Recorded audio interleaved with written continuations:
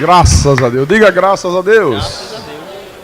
Nós temos um Deus grande, todo-poderoso. Diga todo-poderoso. Um Deus que pode todas as coisas.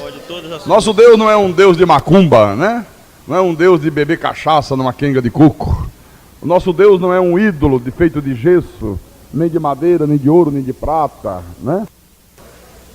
O nosso Deus não é um Deus de corrente, de sal, de óleo, de enxofre, não.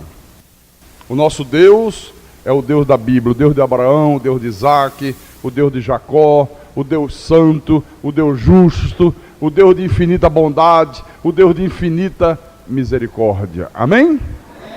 Esse Deus estranho que muitos pregam aí fora não tem nada a ver com o nosso Deus. Nosso Deus é outra coisa. Mas vamos à Bíblia, vamos ouvir o que Deus tem a falar conosco esta manhã. Vamos abri-la lá no livro de Mateus, capítulo 5, versículo 13. E esta é a quinta mensagem que o pastor traz à igreja sobre o Sermão do Monte. É o quinto culto consecutivo, né? E vamos continuar. Mateus capítulo 5, versículo 13. Todos encontraram?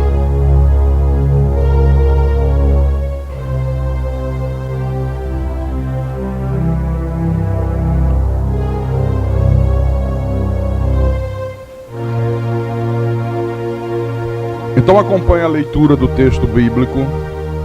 O Senhor Jesus disse: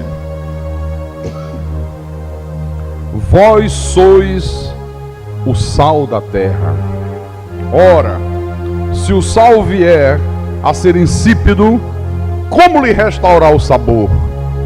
Para nada mais presta, senão para, lançado fora, ser pisado pelos homens.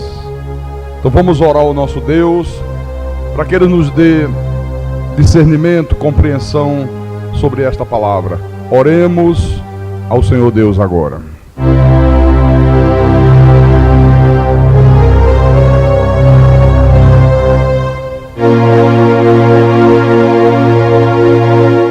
Ah, Senhor Jesus Cristo, nosso Deus e nosso Pai, como é bom, meu Deus, nós estarmos aqui nesse santuário.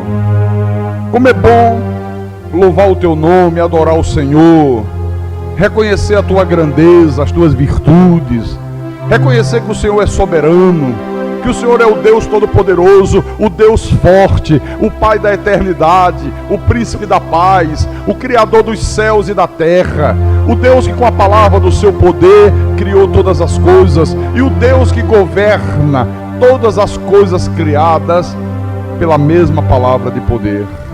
Como é bom nós sabermos disso, Senhor. Sabermos que nós não estamos neste mundo vivendo uma aventura cega. Não, nós estamos neste mundo, meu Deus, participando de um plano perfeito de salvação. Sabemos que os Teus desígnios vão se cumprir em nossas vidas. Sabemos que o Senhor está no controle de todas as coisas. Como é bom ouvir a Tua voz, como é bom aprender da Tua palavra, receber o alimento sólido para o nosso espírito. Que nesta manhã, meu Deus, nós possamos crescer um pouquinho mais no conhecimento de Deus. Que nós possamos galgar um degrauzinho a mais no conhecimento do Senhor, para que a nossa maturidade espiritual aumente, para que nós possamos, Senhor Deus do universo, servir ao Senhor da maneira correta, da maneira que o Senhor quer ser servido, para que possamos viver a nossa vida neste mundo da maneira que o Senhor quer que ela seja vivida. Então fala à tua igreja, fala aos teus santos, fala aos teus escolhidos, usa-me como instrumento da tua vontade, usa-me como pastor, como anjo da igreja, meu Deus, e fala às tuas ovelhas. Inspira-me, dá-me a capacidade, meu Deus, de proclamar a tua palavra com verdade. Dá-me a inspiração, porque a minha suficiência ela vem de ti. E que tudo seja para a tua honra, e que tudo seja para a tua glória, em nome de Jesus, em nome do Senhor, e que todo que crê diga amém, amém e amém. Diga graças a Deus. Então, meus irmãos amados, Igreja Santa de Jesus Cristo, Jesus disse: vós sois o sal da terra. Ora, se o sal vier a ser insípido, como lhe restará o sabor? Para nada mais presta, senão para, lançado fora, ser pisado pelos homens.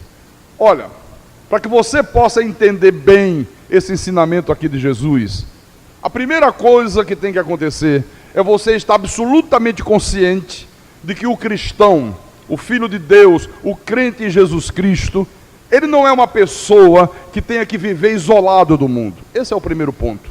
Não. Você não é para viver isolado do mundo. Não é porque Deus te chamou das trevas para a luz. Não é porque Deus te deu um novo nascimento. Não é porque hoje você tem o Espírito de Deus. Não é porque você é um legítimo filho de Deus que você tenha que viver isolado do mundo. Não. O cristão, o filho de Deus, o eleito de Deus, ele está no mundo, embora ele não pertença ao mundo. Diga graças a Deus. Por quê? O que a Bíblia ensina, irmãos, é que o cristão, ele tem que ter uma postura diferente do mundo. O cristão, ele tem que apresentar o caráter de Deus, mas em nenhum momento, desde Gênesis até Apocalipse, você vai encontrar a palavra de Deus aqui, mandando o cristão se isolar do mundo, dizendo que o Filho de Deus não pode conviver com as pessoas lá fora, não pode conviver com pessoas incrédulas, porque existem algumas denominações que ensinam que a viver a vida cristã, ser um crente em Jesus Cristo, é a pessoa se isolar completamente do mundo. Não poder conviver com pessoas que não são convertidas, não poder conviver com pessoas que ainda não foram chamadas por Deus. Se ensina isso. Só que isto é um verdadeiro absurdo. Esse tipo de ensinamento não encontra-se aqui na Bíblia Sagrada. Em nenhum lugar você vai ver as Escrituras ensinando isso. Em nenhum momento a Bíblia ensina isso. Isso é um erro terrível, terrível. Olha, e o primeiro equívoco acontecido em relação a esse aspecto, eu vou mostrar para você onde aconteceu. Vamos lá em 1 Coríntios, primeira epístola de Paulo à igreja dos Coríntios.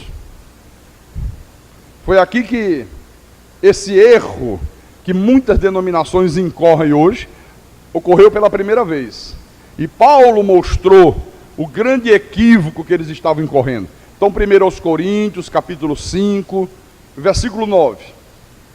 O apóstolo diz assim: já em carta vos escrevi que não vos associasse com os impuros. Olha só, o apóstolo já tinha escrito uma carta para essa igreja aqui dos Coríntios, dizendo que eles não deviam se associar com os impuros.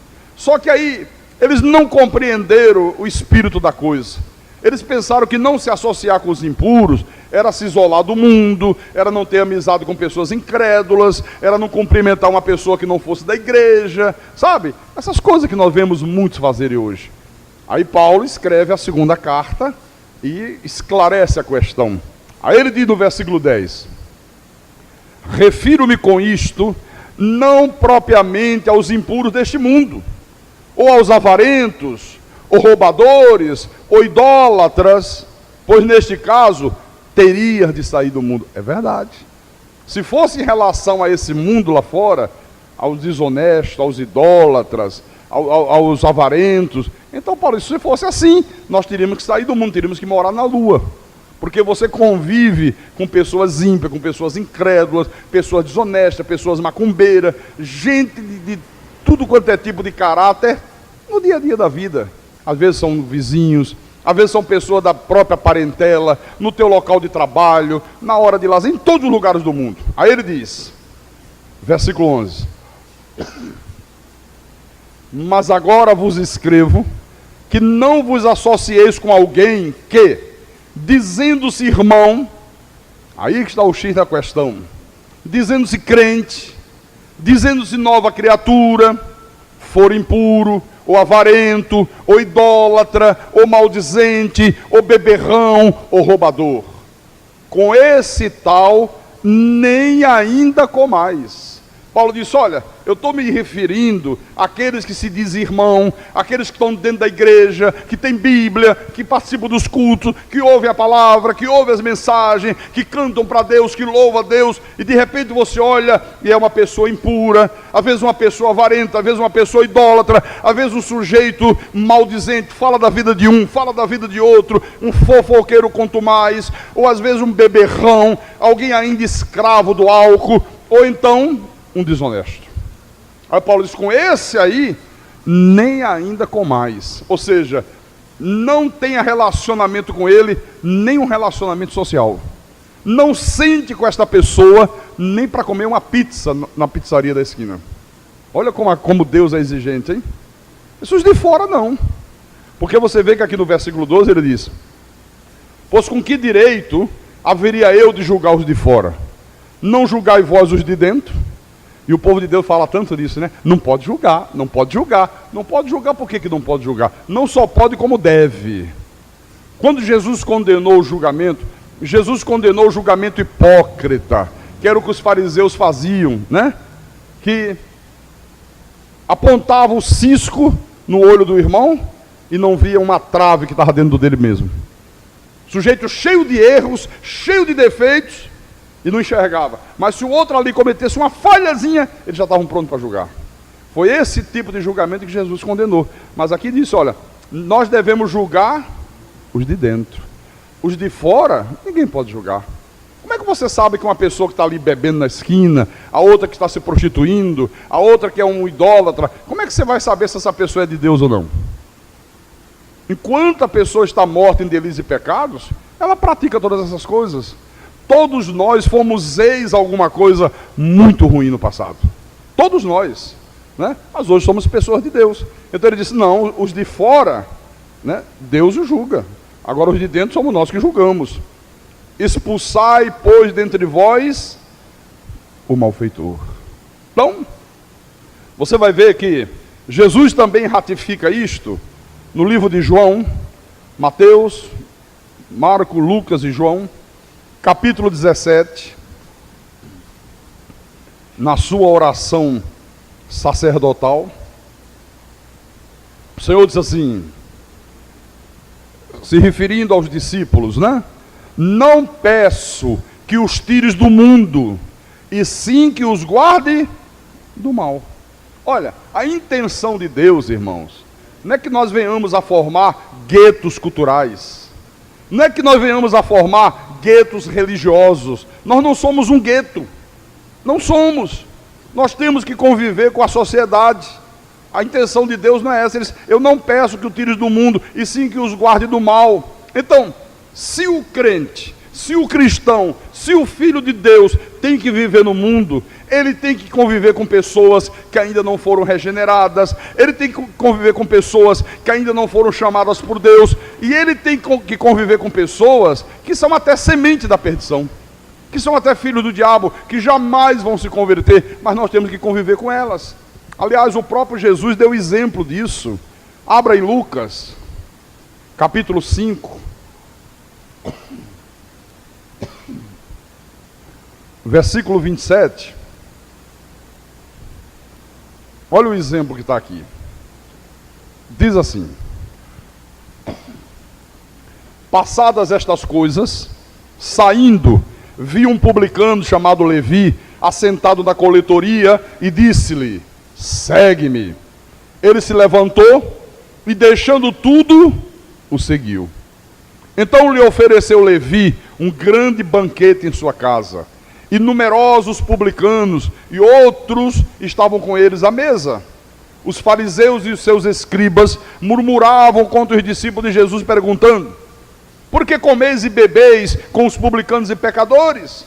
Respondeu-lhe Jesus: os sãos não precisam de médico, e sim os doentes. Eu não vim chamar justo, e sim pecadores ao arrependimento.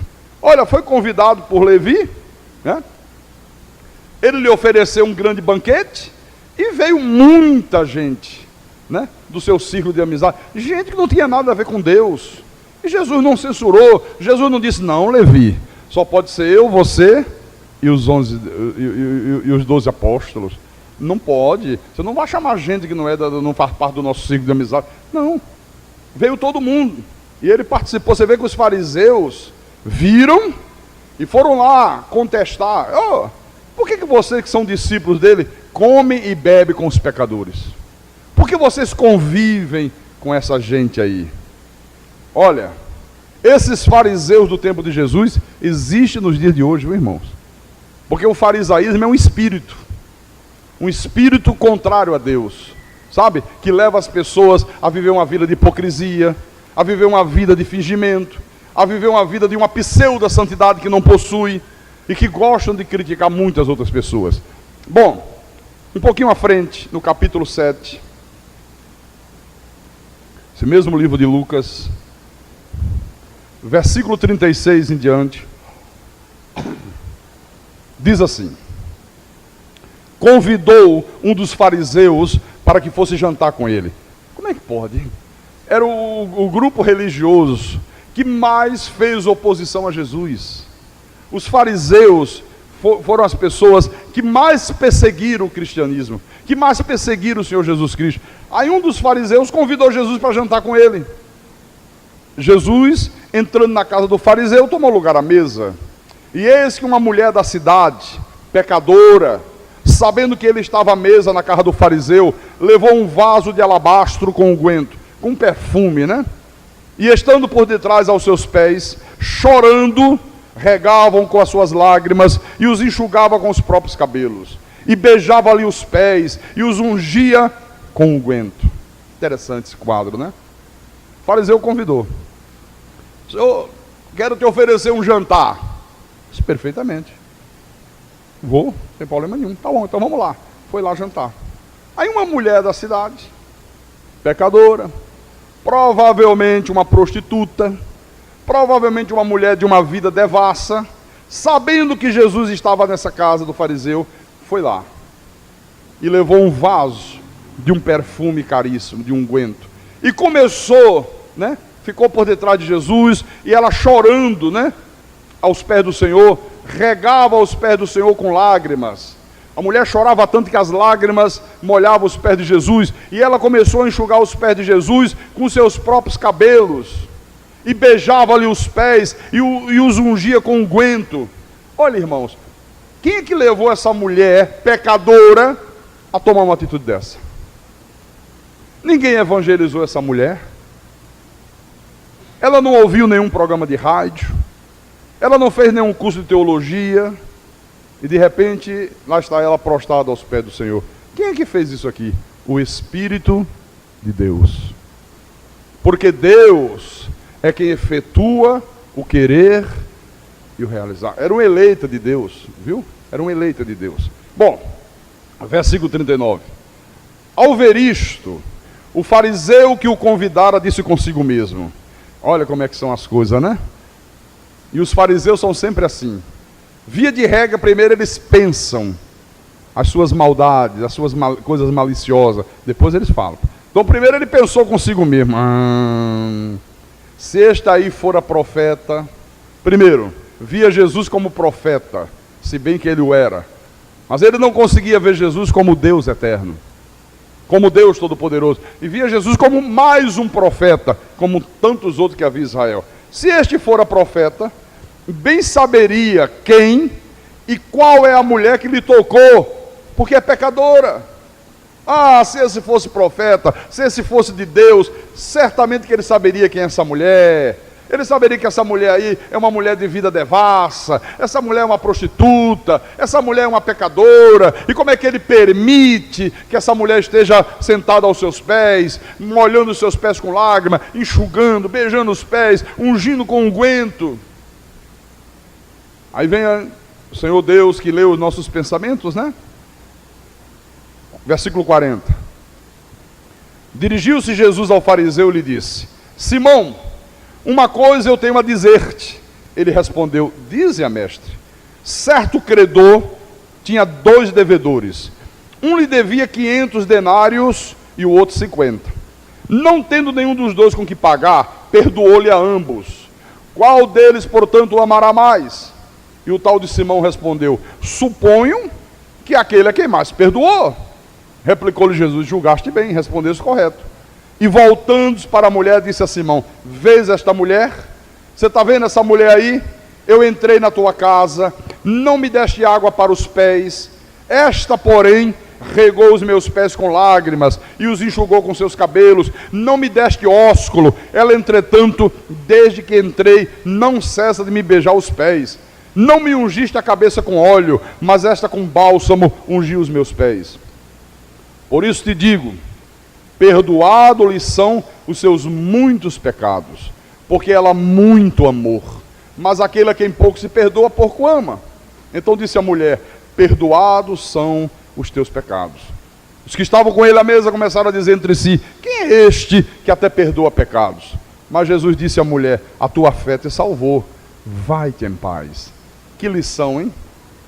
Ele diz: olha, vem cá, seu Simão, você é aí muito religioso, cheio de religiosidade, querendo demonstrar muita santidade através da roupa, através da aparência, porque o farisaísmo é assim.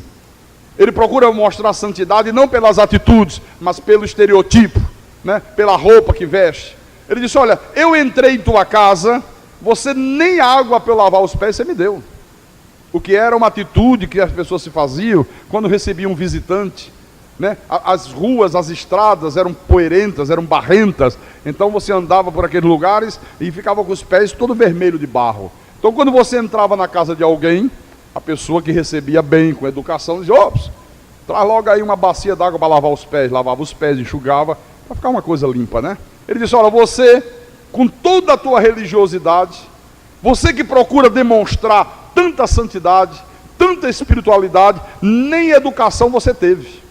Eu entrei na tua casa, você não me deu nem água para lavar os pés, né? Esta mulher, porém, regou os meus pés com lágrimas, enxugou com seus cabelos. Imagina, hein? As lágrimas caindo nos pés, aquele barro vermelho, deve ter ficado uma lama, né? Mas mesmo assim ela disse: puxa vida, vou enxugar com meus cabelos. Não se preocupou com os danos que ia ter o cabelo, com a sujeira que ia ficar no cabelo. Bom, não me deste ósculo, você nem me deu um beijo, né? Esse beijinho que nós damos de boas-vindas, você nem isso fez. Ela, entretanto, desde que eu entrei, não cessa de me beijar os pés. Então deixa eu explicar uma coisa. Irmãos, Jesus, ele sempre aproveitava essas oportunidades para transmitir os seus ensinamentos. Jesus sempre aproveitava as oportunidades que ele estava convivendo com pessoas incrédulas, que ele estava convivendo com pessoas ímpias, para, através das suas atitudes dignas, transmitir ensinamentos, como ele fez aqui na casa desse fariseu. Então você já viu que nós devemos nos mirar no exemplo de Jesus. Agora, diante desta realidade, o que nós precisamos saber é o seguinte: todos nós precisamos saber qual deve ser a relação do povo de Deus com o mundo lá fora, com o mundo não regenerado. Porque na realidade nós não podemos fugir dessa verdade. Nós estamos no mundo. Nós estamos no mundo, nós não estamos em Marte. Nós não estamos na Lua, nós estamos no mundo, convivemos com pessoas do mundo. Agora a questão vital é esta aqui, ó. O que nós todos, como cristão, como filho de Deus, devemos fazer em relação a isso? A convivermos com o mundo ímpio, com o mundo incrédulo, um mundo que está lá fora decaído, um mundo que está atolado até o pescoço do pecado, um mundo que está cheio de maldade, um mundo que vive aí na violência, na corrupção.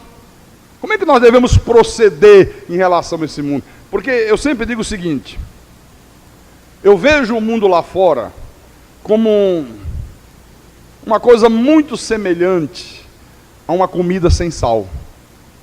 Você já experimentou uma comida sem sal? É horrível, né? Ah, que coisa horrível, não dá para comer. É terrível. Quem faz dieta por um problema de saúde, e o médico diz: não pode botar sal. Ah, que coisa ruim, né? Comida de hospital, que é coisa pior do que aquilo, né? Uma comida sem sabor, uma comida sem tempero. E é aí que entra a afirmação de Jesus para os filhos de Deus, né? Para que nós sejamos o sal da terra. Ele diz o quê? Vós sois o sal da terra. Preste atenção. Vós, e somente vós, Sou o sal da terra. Diga graças a Deus. Fala para o irmão aí do lado, ele fala para você, diga, você é sal da terra, viu, meu irmão? O que é que isso significa, pastor? Significa, em primeiro lugar, se nós somos verdadeiramente filhos de Deus, se nós somos verdadeiramente pessoas nascidas de novo, nós temos, irmãos, que sermos pessoas completamente diferentes de todas as pessoas deste mundo. Completamente diferente.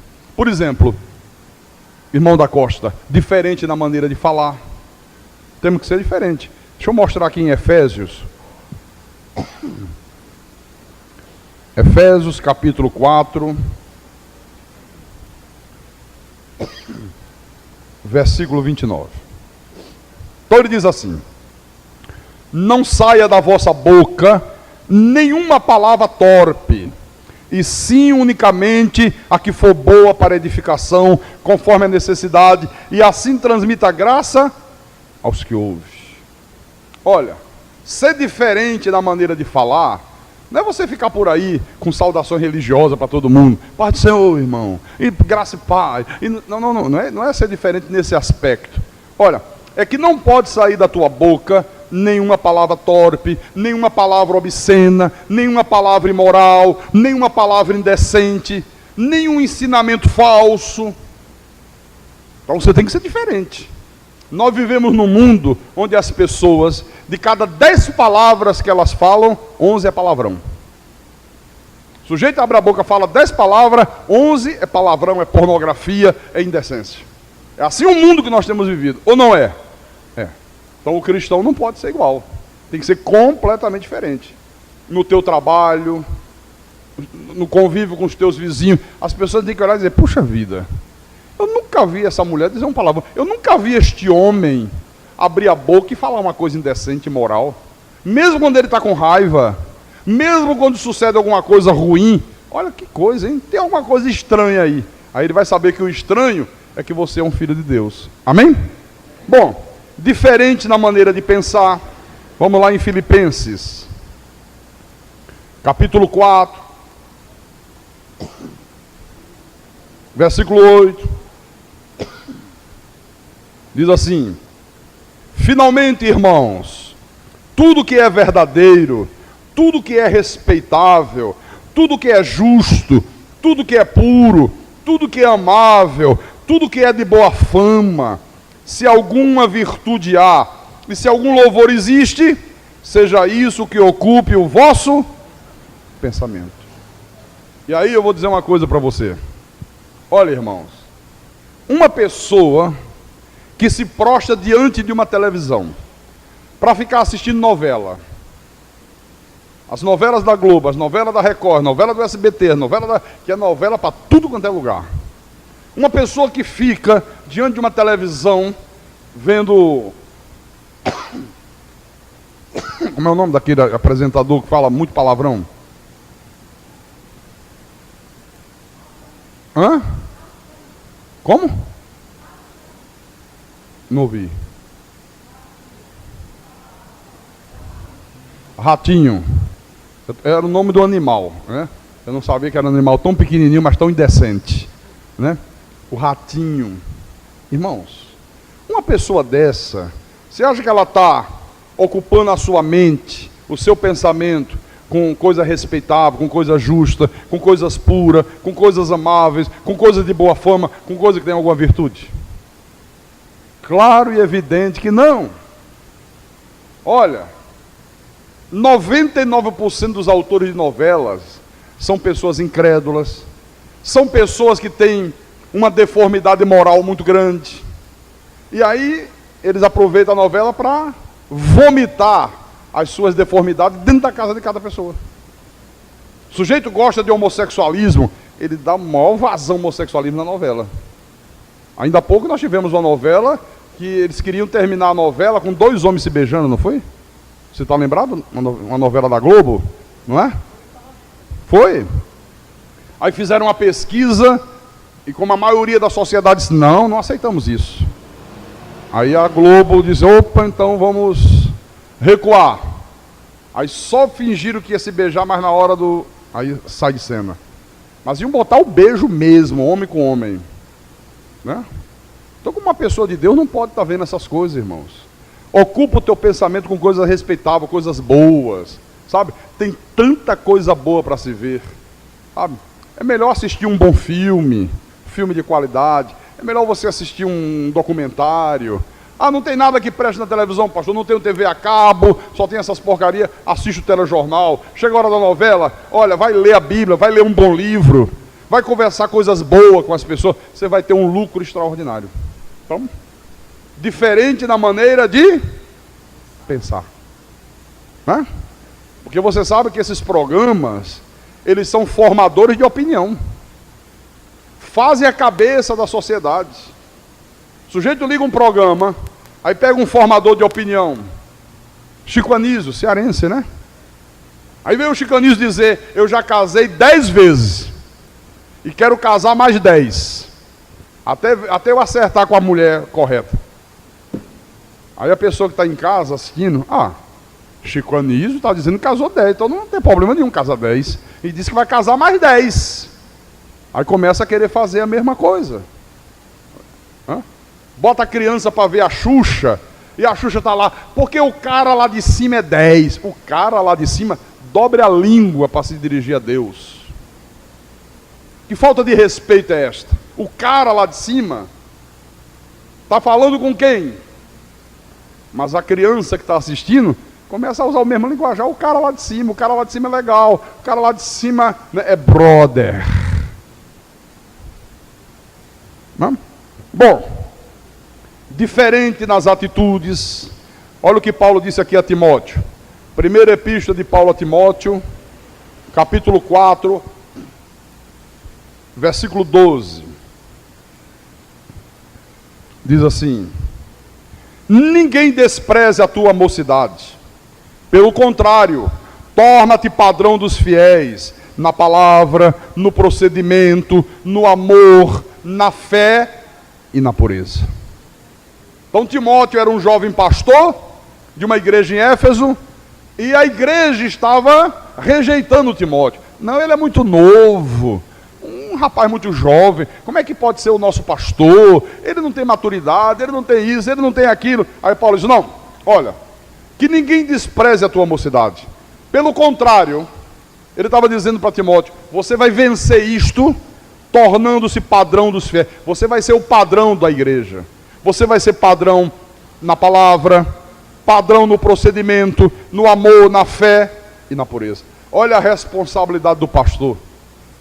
O pastor tem que ser padrão, sabe? Padrão na palavra, conhecer profundamente a palavra. O pastor tem que ser padrão dos fiéis no procedimento, um procedimento correto. Se eu estou aqui em cima do altar, prego para você uma coisa e vivo outra fora, que padrão eu sou? Se eu prego que tem que ter domínio, tem que ser um homem equilibrado, e você me vê lá fora um destemperado, que perde o equilíbrio, perde o domínio, que se enraivece, que ofende as pessoas, que briga, que xinga, que padrão eu sou? Então eu tenho que ser padrão para os fiéis, padrão de marido, eu tenho que ser padrão de pai, eu tenho que ser padrão de amigo, eu tenho que ser padrão na honestidade. Se você me pega com um ato desonesto, você vai dizer, pô, como é que eu vou crer no que o senhor me prega? Você está compreendendo? Você tem que ser o padrão para a tua casa. Você, meu irmão, você, minha irmã, você é o padrão para os teus filhos. Aliás, eu vou dizer uma coisa, tem muitos pais que querem educar os filhos. Olha, meu filho está aqui na Bíblia, porque Jesus disse, porque não pode ser assim, porque não pode ser assado, tem que ser dessa maneira, tem que ser de outra, e o filho está ouvindo. Aí daqui a pouco ele vê o pai fazer tudo o contrário. Ele diz, como é que eu vou levar a sério o que meu pai está falando, o que minha mãe está falando, faz tudo errado. Meu filho, tem que estar na igreja, meu filho, olha, tem que levar a sério as coisas de Deus. Isso é interessante, hoje é o dia do Senhor, o papai não foi à igreja. Olha, foi domingo, olha ele aí à tarde em casa assistindo televisão, não foi por conta da noite. Você acha que o filho vai dar ouvido ao que o pai está falando? Irmãos, pais da igreja, uma atitude correta vale mais do que 1000 sermões. Viu? Atitudes corretas ensinam muito mais do que 1000 sermões. Você pode pregar 1000 vezes para o teu filho, se a tua atitude é incorreta, não adianta nada. Não vai surtir efeito. Então, diferente nas atitudes, né? Então você vê, se o cristão não está enquadrado, meus irmãos, dentro deste padrão de Deus, ele é como o sal que perdeu o sabor. O que Jesus disse? Ele disse assim, olha lá, vamos lá. Ele disse, ora, se o sal vier a ser insípido, se ele perder as propriedades de sal, se ele perder a capacidade de dar sabor aos alimentos, de conservar os alimentos, como lhe restaurar o sabor? Impossível. Para nada mais presta, senão para lançado fora, ser pisado pelos homens. Por que Jesus deu esse exemplo do sal que é lançado fora e é pisado pelos homens? Porque é o seguinte, na época da lei, quando as pessoas iam fazer sacrifícios de animais, então havia o altar do sacrifício, tinha uma escadinha que levava até o altar do sacrifício. Então o sacerdote levava o animal que a pessoa trouxe. E já ia escorrendo sangue, já tinha sangrado o animal. Imagina, milhares e milhares de sacrifícios diários, como é que ficava o sangue escorrendo naquela escadaria, né? Ficava uma coisa perigosa até de escorregar, levar um tombo. Então quando o sal perdia o sabor, se tornava insípido, disse, bom, isso aqui não presta para nada mais. Então joga aí na escada para a gente pisar e evitar de escorregar. Jesus usou isso, só não presta para mais nada, senão ser lançado fora e ser pisado pelos homens. Isso, vamos trazer isso para a vida espiritual. Se você perder a tua qualidade de sal, se você não se enquadrar dentro desse padrão de Deus, o Senhor está dizendo, para nada mais presta, senão para ser pisado pelos homens, ser pisado pela sociedade. As pessoas estão aí fora, meus irmãos, se drogando, se embriagando, se prostituindo, porque elas andam à procura de alguma coisa que dê sabor à vida delas. Então a pessoa busca encontrar esse sabor, às vezes na bebida, às vezes nas drogas, na maconha, na cocaína, na heroína, às vezes nas noitadas. Então, nós que somos de Deus, é que temos que mostrar a essas pessoas qual é o verdadeiro sabor da vida. E como é que nós mostramos, pastor? Através da pregação da verdade e através das nossas atitudes. Outra coisa, o sal, quando ele está em contato com o alimento, ele conserva o alimento. Você bota sal na carne, a carne não apodrece, né? Ela se conserva lá, ela conserva o alimento. Então, nós como sal da terra, é que preservamos este mundo, para que este mundo, irmãos, não entre num estado de putrefação total. Porque os valores morais, os valores espirituais, a decência, o respeito, a verdade, a santidade, a indissolubilidade do casamento, a honestidade, olha, todas essas virtudes ainda estão aí no mundo. Sabe por que razão? Porque elas têm sido preservadas pelo povo de Deus. Se não fosse o povo de Deus, irmão, não haveria mais honestidade nesse mundo. Se não for o povo de Deus, não haveria mais respeito, não haveria mais santidade, não haveria mais casamento. Você sabia disso? Porque no mundo ímpio lá fora, o número de separações e de divórcio já ultrapassou e muito o número de casamentos. Você sabia disso? A grande maioria, olha, conversa com as pessoas lá fora. Faça um teste. E você conversa com os jovens hoje, uma moça de 18, 20 anos, 22 anos, aí fala de casamento, 99% delas diz assim, casamento? Para mim? Está pensando que eu sou louca, é? Deus que me livre. Mas é verdade mesmo. Não, não quero casamento não. O que elas querem? O padrão da sociedade. Trocar de homem como se troca de blusa. Não, não quero compromisso. Não quero compromisso. Vou vendo com um, com outro, tá, vamos dando um jeitinho aqui, tal, enquanto der certo a gente vai, depois não dá certo, joga para lá, a fila anda, Tem até um ditado que diz, olha, a fila anda. Já ouviram falar nisso? Ah, não quer dar certo comigo não? Sai fora. Olha, a fila anda, hein? Quer dizer, já tem uma fila esperando para entrar na vez. É isso que nós temos assistido aí, irmãos. É isso que nós temos assistido ou não é? Uma jovem hoje falar que é virgem, com 20 anos, é motivo de chacota. Estuda numa faculdade, num colégio, puxar assunto dessa área aí, e ela diz, não, eu sou virgem, eu nunca transei com homem nenhum. Eu estou me guardando, sabe? Porque eu tenho um temor a Deus, estou me guardando para o meu amado. Olha, ela vai ser alvo das maiores gozações do mundo. Ah, mas como é que pode, em pleno século XXI? Olha aqui, olha aqui, olha aqui. Sabe, parece um dinossauro. Uma raridade. A decência no namoro. Isso aí já foi para o espaço há muito tempo. Hoje o rapaz olha para a moça olha para o rapaz, tem aquele cliquezinho, né? Piscadinha de olho, meia hora depois o cara está no motel. Ou falei alguma bobagem? Claro, tem as exceções. Eu estou falando numa maioria que é assim. E é verdade que a maioria é assim. Viu? Então, nós, irmãos, é que ainda estamos preservando essas virtudes. Porque somos o sal da terra.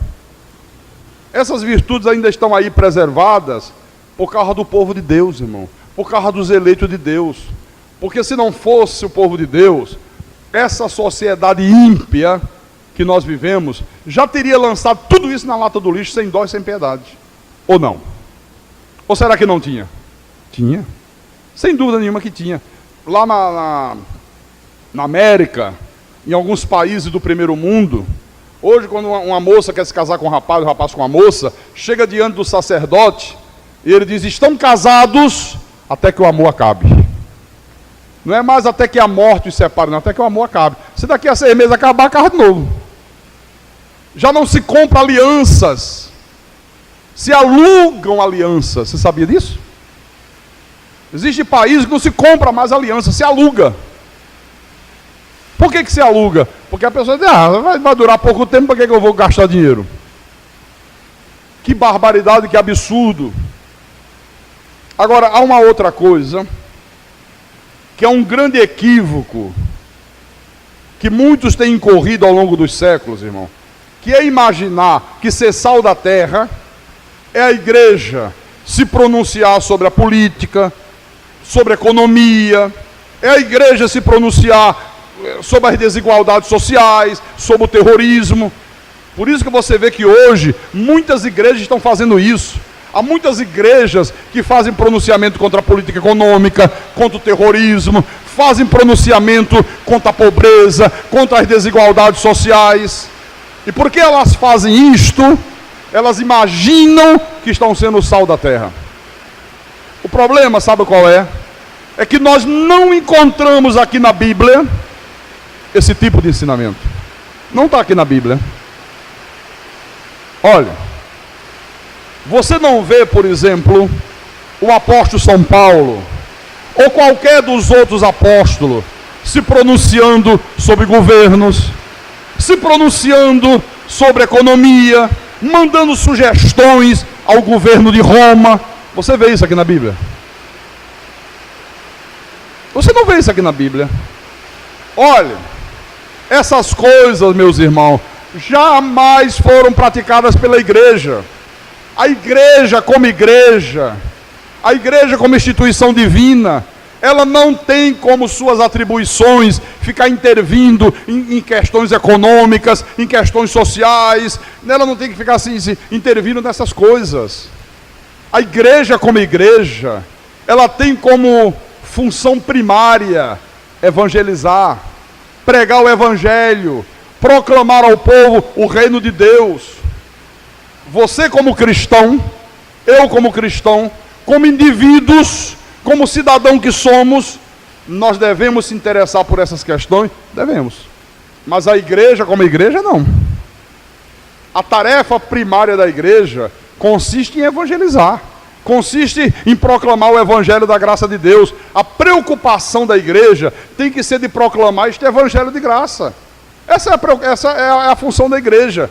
Olha, nesses últimos anos, eu tenho visto, irmão, eu tenho acompanhado isto. Eu vejo aí muitas denominações preocupadas em eleger deputado, em eleger vereador, prefeito, senador, deputado estadual, deputado federal. E ele diz assim, não, nós temos que eleger os nossos políticos porque nós precisamos defender a igreja.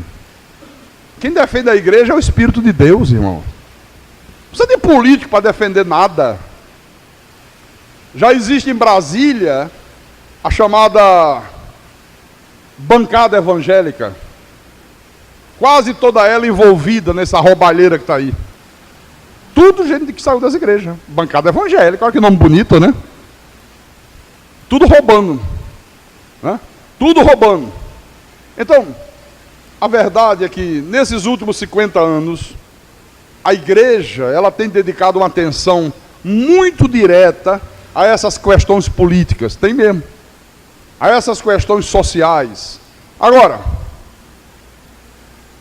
você nunca viu a igreja antes fazendo isso, mas nos últimos 50 anos tem feito de uma maneira muito forte. Mas aí eu faço uma pergunta para os irmãos que estão hoje aqui nos ouvindo. Qual tem sido o resultado prático disso? Se nos últimos 50 anos a igreja tem se empenhado, se envolvido em questões econômicas, em questões políticas, em questões sociais, qual tem sido o resultado prático disso? Nenhum. O resultado, meus irmãos, tem sido, sabe qual? É que nós estamos vivendo numa sociedade cada vez mais imoral, cada vez mais desonesta, cada vez mais violenta do que era há 50 anos atrás. Então não tem tido resultado algum. Não tem surtido efeito nenhum. Porque não é por aí que as coisas vão mudar. Não é através dessas coisas. Veja a decadência que está a sociedade. Observe aí, né, como eu falei ainda há pouco, olha, esse número assustador de divórcio, de separações, o alcoolismo, os sequestros, o terrorismo, a imoralidade, a prostituição infantil. Quando que nós imaginaríamos que um dos graves problemas dos governantes seria combater prostituição infantil? Jovens, meninos e meninas, 6 anos, 7 anos, 8 anos, se prostituindo. Vem voos fretados do exterior para cá, de gente que vem só para se prostituir com criança. Só pode ser filho do diabo mesmo, né? Porque um filho de Deus, mesmo quando ele está morto em delitos e pecados, ele não chega a tamanho grau de depravação. Não chega. Eu creio nisso. Então, nós temos aí problemas gravíssimos, e é evidente, claro e evidente, que os homens não têm conseguido encontrar solução para esses problemas através de atos parlamentares. Não se resolve esses problemas através de leis feitas lá no parlamento, de maneira nenhuma. Só uma maneira, meus irmãos, de nós alterarmos um pouco esse quadro. Qual é a maneira, pastor? Através das atitudes daqueles que são verdadeiramente crentes em Jesus Cristo, daqueles que são verdadeiramente filhos de Deus. Agora tem que ser verdadeiramente filho de Deus. Porque hoje qualquer pessoa vai a uma igreja, atende o apelo do pastor. Aqui nessa igreja não se faz apelo. Pastor prega, prega. Quem quer aceitar Jesus hoje? Aí fica. Tem gente que pela primeira vez está na igreja, primeira vez está ouvindo a palavra. A pessoa fica ali, né? Aceitar Jesus. Como se Jesus fosse Coca-Cola ou cafezinho. Aceita, aceita, aceita, né? Não, Jesus nem é Coca-Cola, nem é cafezinho. Aí o sujeito faz assim, puxa, não quer aceitar, né? Olhe, e se você morrer daqui a meia hora? Se você não aceitar, você vai para o inferno. Aí o cara já treme, né? Eu posso morrer daqui a meia hora. Olha a pressão. Bom, deixa eu aceitar logo para me garantir, né? Vai que eu morro daqui a meia hora. Aí levantou a mãozinha, veio à frente do altar. Olha, a partir de hoje, é um crente em Jesus Cristo, é um filho de Deus. Gente, batizou nas águas. Não, ele hoje batizou. Hoje sepultou a velha criatura. A nova criatura já ressurgiu quando ele levantou das águas. Já temos aqui um irmão em Cristo, já temos aqui um crente em Jesus. O resultado disso é que nós temos hoje a igreja assim, ó, de pessoas que não são convertidas, de pessoas que estão convencidas. Você está convencido é uma coisa, você está convertido é outra completamente diferente. Por exemplo, se a pessoa é realmente convertida, se ela tem o caráter de Deus, o que acontece? Vamos imaginar que você chega num determinado lugar, que as pessoas conhecem você, que vê em você o caráter de Deus, que vê a tua postura reta, que vê o teu procedimento digno. Eles sabem que você é crente, não apenas de nome, mas pelas atitudes. Aí eles estão lá, um monte de incrédulo, e palavrão para cá, e palavrão para colar, e piadas imorais, indecente, e depravação. Aí você chega. Olha, na hora que você se aproxima, todo aquele ambiente tem que mudar. Você não diz uma palavra, mas só a tua presença ali já surte um efeito. Na hora que você chega, todo mundo diz, olha, ih, caramba, chegou o irmão aí, ó. Mudar de assunto, respeitando, olha, não. Verdade ou é mentira? Eu não aceito que seja diferente. Aonde eu vou que as pessoas me conhecem, por exemplo, nós temos o nosso lazer às segundas-feiras, né, irmão Célio? Às sextas, jogamos um futebolzinho com os irmãos e jogamos com pessoas incrédulas, ímpias. Olha o respeito que eles têm por mim. Os outros futebol é palavrão, é esculhambação, é violência, né? Quando chega, às vezes vem um que está pela primeira vez, quando diz um palavrãozinho, a turma, ô rapaz, ó pastor, aqui a história é outra, sabe? Todo mundo tem um respeito. Mas se eu não tivesse um comportamento íntegro, se eles não vissem em mim um exemplo, um modelo, respeitavam? Claro que não. Sem dúvida que não. Então, é nesse momento que o cristão está agindo como sal da terra. Ele está impedindo o apodrecimento daquele ambiente. Agora veja, o certo, irmão, é isso acontecer na tua casa, é isso acontecer no teu convívio, com a tua família, com a tua parentela, é na hora que você leva o automóvel para a oficina, isso é para acontecer no teu local de trabalho, na tua hora de lazer. Você tem que ser o sal da terra. Você tem que ser modelo, você tem que ser respeitado, você tem que ser padrão. Aí eu pergunto, será que isso tem acontecido com todos nós? Não, eu creio que é exatamente nesse aspecto que a grande maioria dos crentes, a grande maioria dos cristãos tem falhado. Vou dizer uma coisa para você, cada vez se torna menor o número de pessoas realmente convertidas. Cada vez se torna menor. E esse número pequeno de pessoas que são verdadeiramente convertidas, poucos têm funcionado como sal da terra. É triste reconhecer, irmão, mas olha, tem muito sal aí que perdeu o sabor. Os crentes, na sua grande maioria, não têm influenciado o mundo como deveria influenciar. Não tem. Olha, você pode ser um simples operário de uma fábrica, mas se você é um crente de verdade, um cristão de verdade, você vai influenciar as pessoas que estão em teu redor, meu irmão, pela tua conduta, pelas tuas atitudes certas. É dessa maneira que nós podemos ser sal da terra. Agora, tem pessoas, irmão Daniel, que não podem nem abrir a boca para falar de Jesus para os vizinhos. Não pode, nem que queira. Porque já deram tantos falsos testemunhos, já deram tanto maus exemplos, que se for falar, os vizinhos vão rir na cara. Eles dizem assim, olha o crente aí, o irmão aí do lado é crente. Aí daqui a pouco está lá quebrando o pau com a mulher, e briga, e soco, e quebra prato, e diz palavrão. Ó, é crente, ó. Olha, Ó, domingo ele com a Bíblia, lá vai, aí fica todos os vizinhos na brecha da janela. Lá vai o crente, o crente. E depois briga, palavrão. Olha, é crente.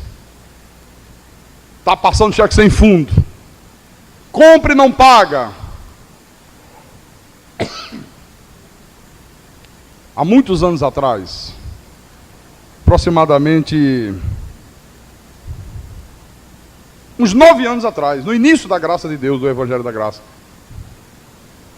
Aí eu fui passar um mês numa casinha de praia, numa praia chamada Enseada dos Corais, lá em Pernambuco.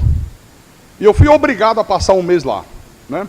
Não vou falar agora aqui, senão vai demorar para contar a história. Por que eu fui obrigado? Fomos passar um mês lá. Aí, coincidentemente, tinha uma família que frequentava a nossa igreja. Estava 2 ruas depois, eles alugaram uma casa de praia também, estavam lá. Nem sabe, nos encontramos, né? Aí eles vinham lá em casa, tal, batiam um papo, ficamos ali, aquela coisa de, né? Aquela convivência de família cristã. Aí, de frente à casa que nós estávamos, tinha um mercadinho. Né? Porque essas áreas de praia normalmente não tem grandes mercantis, né? Então sempre tem aquelas coisinhas pequenas, né? E normalmente as pessoas compram para pagar por semana, né? Vai comprando, toda hora vai comprando a besteirinha, o cara vai anotando, olha, todo sábado eu pago, e essa coisa, né? Bom, e eles compravam lá. O moço do mercadinho veio falar comigo, pastor, tem uma família aí que está comprando, eles disseram que são da igreja do senhor. O senhor conhece eles? Quem é? Aí falou o nome que conheço. Eles frequentam lá a igreja. Ah, então tá bom, então eu vou vender. Bom, olha que coisa horrível. Quando é um dia, o moço me chama e diz, pastor, aquele pessoal é da igreja do senhor, né? Eu digo, chega a encher a boca, Aí ele disse, olha, o negócio é o seguinte, pastor, eles compram muita guloseima, é Coca-Cola, é chocolate, é pudim, essas coisas assim, né? E toda vez que o marido vem pagar, o dono da casa vem pagar, ele diz, poxa rapaz, tudo isso, aí eu mostro para ele. Aí ele vê, né? Tudo assinado pela mulher dele, pelos filhos.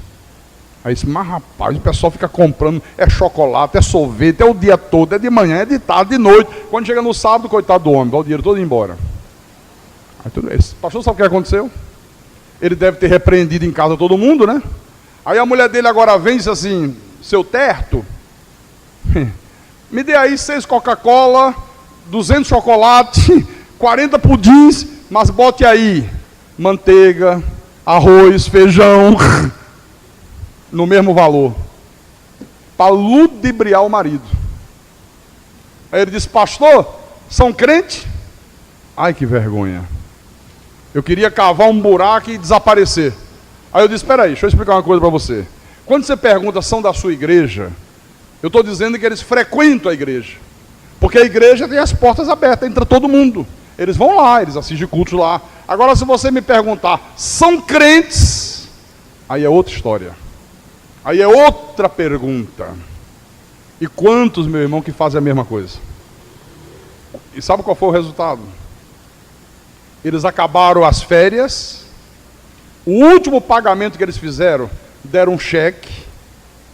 E quando chegou, eu pedi, dá para você segurar mais 10 dias? Aí eles, dá. Passou os 10 dias, e o cheque foi, e voltou sem fundo. E o homem todo dia, e o pior que era, morava em frente. Aí ele vinha, pastor, pelo amor de Deus, olha o cheque sem fundo, eu preciso pagar minhas mercadorias. Eu não tinha nada a ver com isso. Sabe? Fale lá com eles e não sei o quê. Eu digo, meu irmão, você vai lá na igreja. Pega ele na porta da igreja, espera ele chegar na igreja e cobra. Ainda falei umas 2 vezes. Aí sabe o que aconteceu? Saíram da igreja. Para não pagar. São pessoas crentes? São pessoas convertidas? Não. É o sal, quer dizer, eu acho que nem sal era, né? Nesse caso aí, eu acho que nem sal era, né? Amém, irmãos? Bom, hoje a gente tem que diminuir um pouquinho o que eu falo, né? Porque tem almoço, né? Ainda teria muita coisa para falar, mas eu vou falar à noite. Porque em seguida Jesus disse, vós sois a luz do mundo. Isso vai ficar para a noite. O que é a luz do mundo? O que significa isso? Mas isso é à noite. Eu termino perguntando: você tem sido o sal da terra? Como é o teu comportamento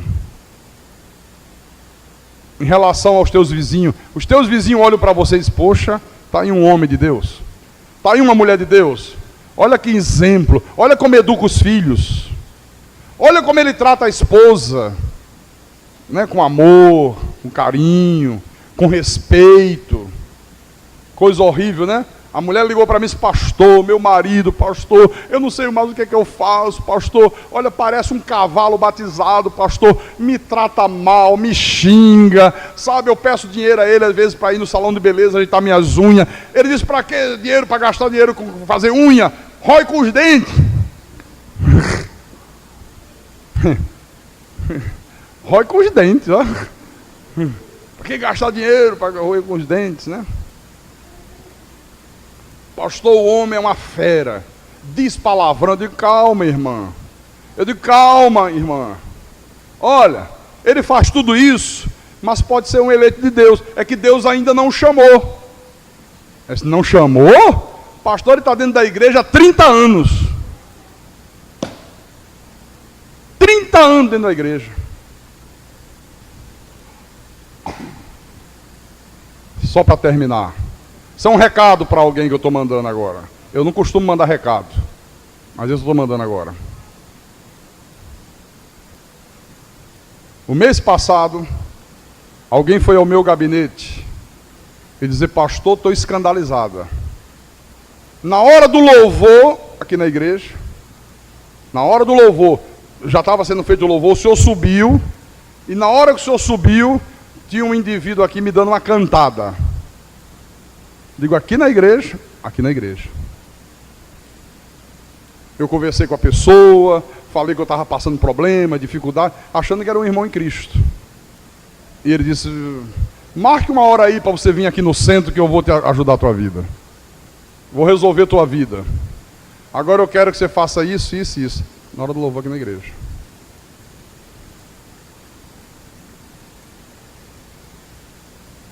Eu sei quem foi.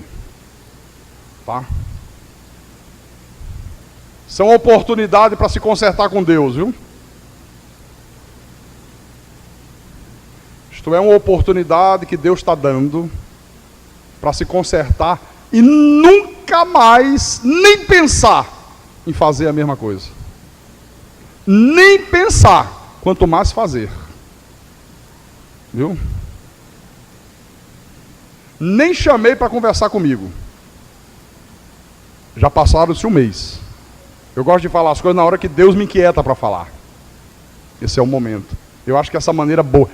Resolve mais eu falar assim do que chamar no gabinete. E se a pessoa é de Deus, ela vai dizer: Jesus amado, que bobagem. Como é que eu tive uma atitude dessa? Como é que eu agi de uma forma tão demoníaca, tão diabólica? Ai, eu tenho que mudar a partir de hoje. Não posso mais ser assim. E aí muda. Se não mudar, aí a coisa muda de figura. Aí nós vamos resolver de outra forma, de outra maneira. Viu? Então faça um autoexame. A Bíblia diz: examine-se o homem a si mesmo. Você tem sido sal da terra? Você, como esposa, tem sido sal da terra? Tem sido submissa ao teu marido? Você, marido, tem amado a tua esposa como Jesus amou a igreja? Você é uma pessoa honesta? Você que é empresário, comerciante, você é honesto? Tira nota. Ah, pastor, de vez em quando eu dou uma sonegadazinha porque a coisa está difícil. Ah, é? Então você não está agindo como pessoa de Deus. Pastor, de vez em quando eu faço... Como é que chama aquele negócio para roubar energia? Gato. Miau. Eu sou um gato, hein? Olha, pessoal, me perdoe, viu? Eu sou profundamente indignado com isso. Antes de nós chegarmos aqui, aqui funcionava uma igreja batista. Aqui nesse lugar. E eles passaram o prédio para a gente. Não sei nem para onde foram. O pastor, pastor entre aspas, quando veio passar, disse: pastor, deixa eu mostrar uma coisa aqui para o irmão. Olha, seguinte, aqui tem uma chave, quando liga essa chave, a energia passa por fora do relógio. Eu digo, hã? Passa por fora, o senhor vai pagar uma conta desse tamanho.